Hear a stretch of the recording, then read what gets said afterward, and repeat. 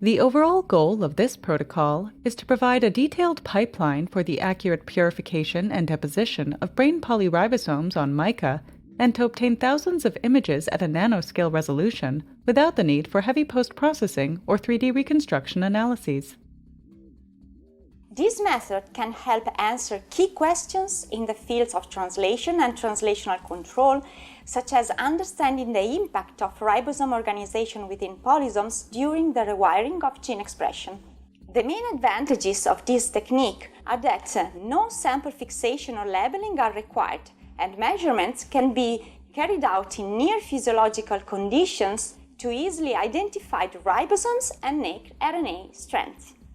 Although this method can provide insight into the organization of mammalian polyribosome, it can also be applied to other model organisms, such as yeast, bacteria, and insects, as well as studies involving translational controls of gene expression. Visual demonstration of this method is critical, as handling polysomal sample for absorption on mica and the washing steps are quite tricky and require handling skills and experience. Demonstrating the procedure will be Paola Bernabò and Lorenzo Lunelli.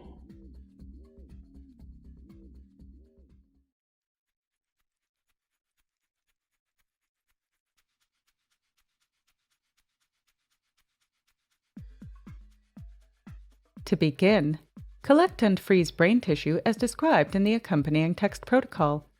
Then, pull the frozen tissue from the freezer and bring it to the bench.